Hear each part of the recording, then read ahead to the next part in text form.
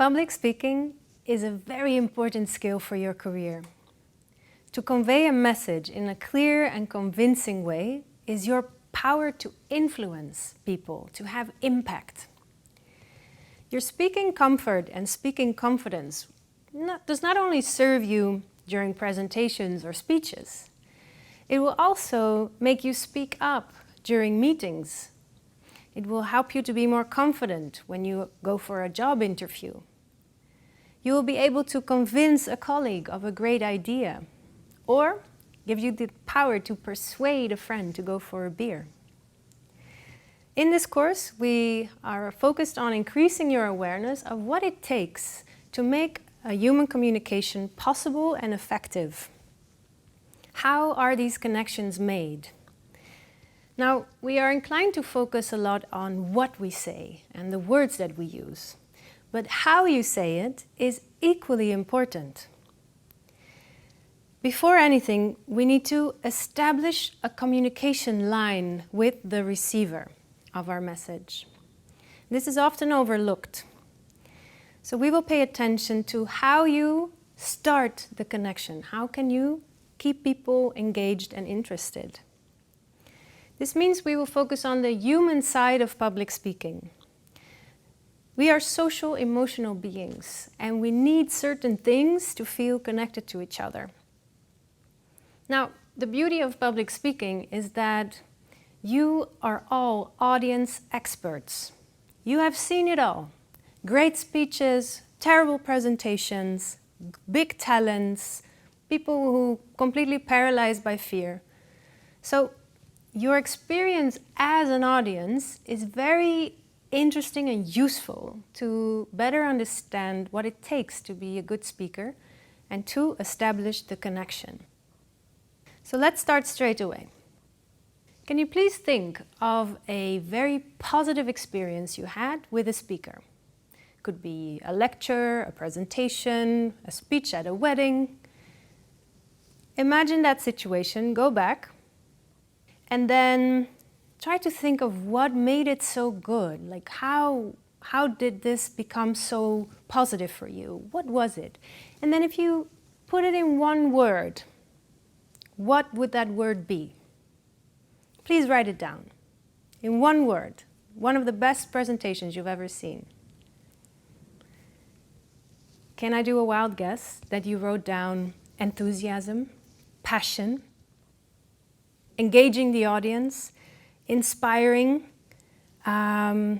lively, good audibility, humor? Because these things we all enjoy. And these are very social, emotional things, social, emotional aspects. Now, apply the same to one of the worst experiences you had, a negative experience. One of those presentations where you wonder if you can sneak out because it's such a terrible experience for you. What made it so bad? When does it not work? Like, how is that possible? In one word, what was it that made you go, no, this is not for me, this is not interesting, when can I leave? Please write it down. Can I take a wild guess that you wrote down that it was boring, that the person had a very monotone voice, that it was unclear, that the audibility was very poor, that the preparation was poor, that it was a bad PowerPoint presentation, and that someone was reading from the slides? We all don't like this, because we all don't want to waste our time. And the moment somebody's not making that connection, the moment somebody's not really there giving you something interesting, we lose interest. We start to daydream, start to think about what we want to have for dinner. We all like to get energy from a speaker. We want to feel good. We want to have a good experience. We want to learn something interesting and relevant to us. So how do you win the attention and how do you keep the attention? Because without the attention, no matter how beautiful your message, no matter how well written, well prepared, without the attention of your audience, your message does not come across. Your impact is zero. So it's that human side, that emotional side that needs attention, that you need to work with. You cannot take the attention of your audience for granted. Never. You have to work for it. You need to earn it. You know that the audience often starts with the best intentions. Like, sure, there's a situation, a presentation. Let's see what's coming. Let's grant you the honor of our attention. And who knows, they want to be surprised. Maybe you bring something good. But then if it shows that you're not able to win them, they will shift to daydreaming nonetheless. Although for many centuries, people thought that humans were rational beings, with all the knowledge that we have today about our behavior and how our brain works, we can say that we are mainly emotional beings. Our behavior and decisions is mainly based on feelings and impulses. We communicate on 3 levels: with words, which is the level of the mind, with feelings at the level of the heart, and with signs and signals, which is the level of the gut, body language. We read each other's body language all the time without really knowing it. This happens mainly subconsciously. And when somebody enters the room because he or she is going to speak, the performance basically starts the moment they walk through the door. When you are asked to stand up and move to the front of the meeting room to give your presentation, the way you get up, the pace of your walking, the depth of your sigh, of your breathing, the facial expressions that you have already give information to your group, to your team. We scan each other subconsciously all the time.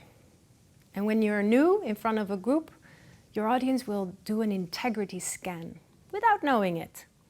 Also with me, you applied it in this video. Who is she? Can I trust her? Am I safe? Do I like this person? Is this for me? With every new person in front of us, we apply this scan. And then if there's a little bit of a it's very hard to overcome. So it's important that you start well and that you immediately start with a connection.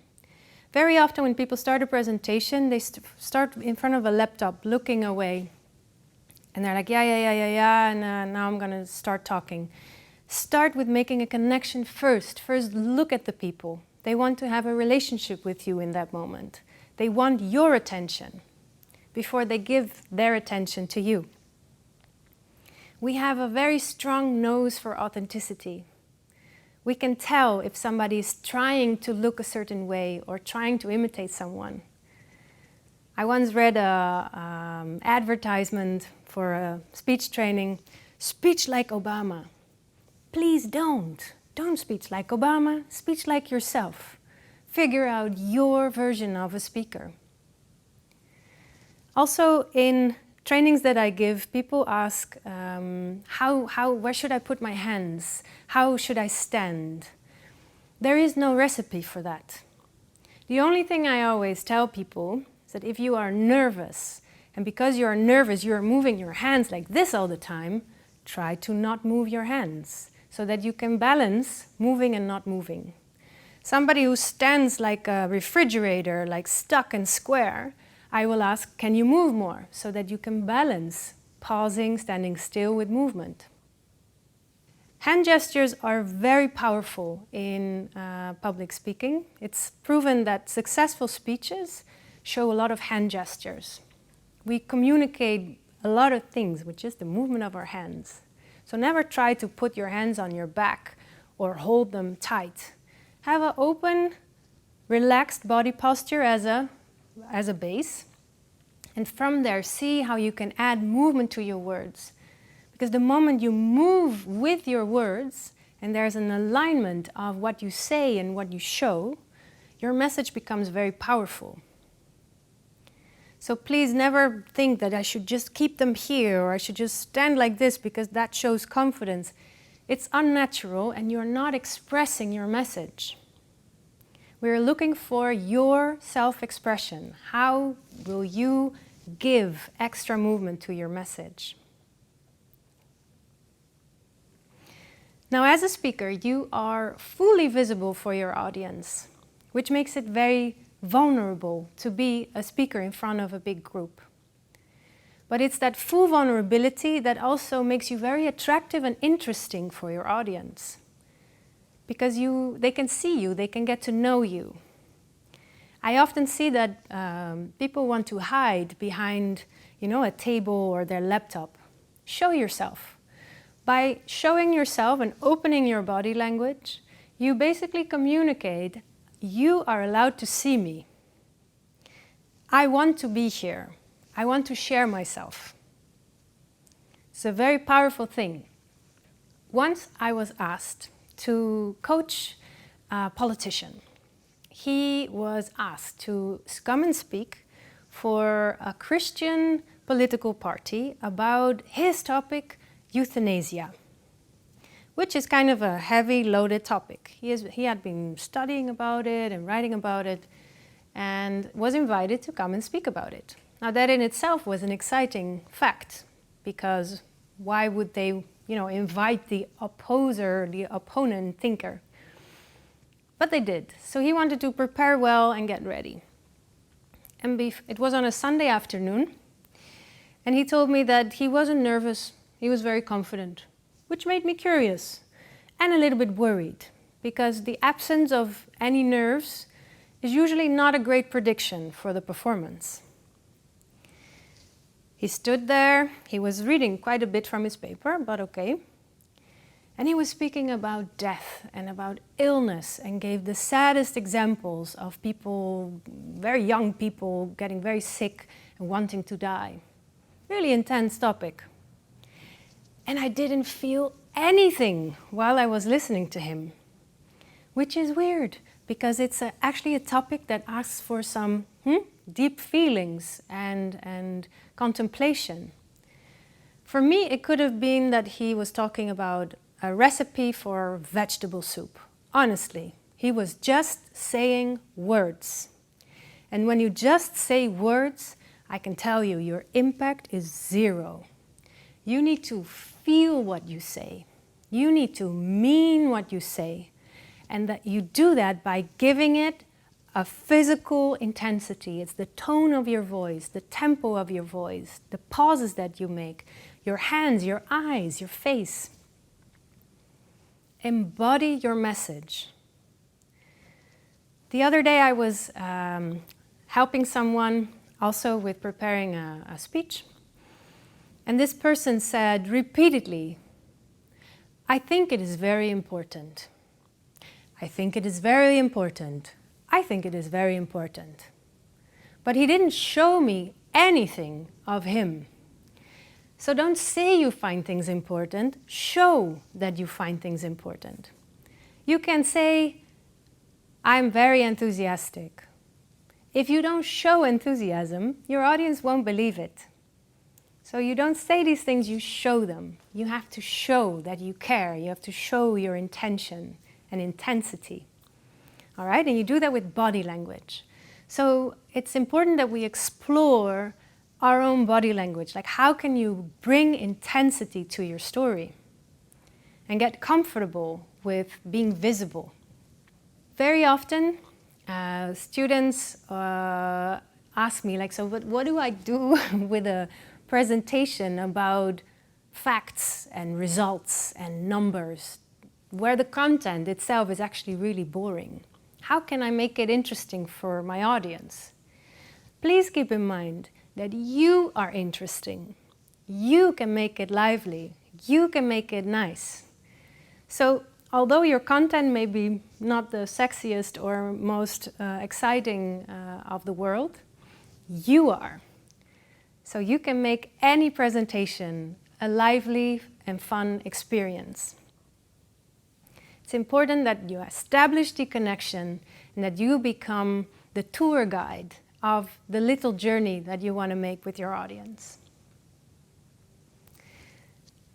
We've come to the end of the first video.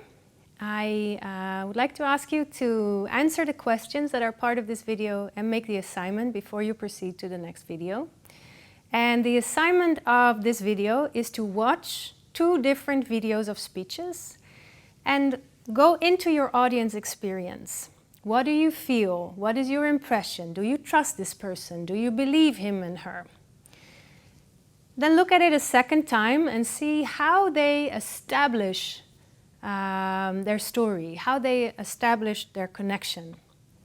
And write down what you observe. I'll see you in the next video.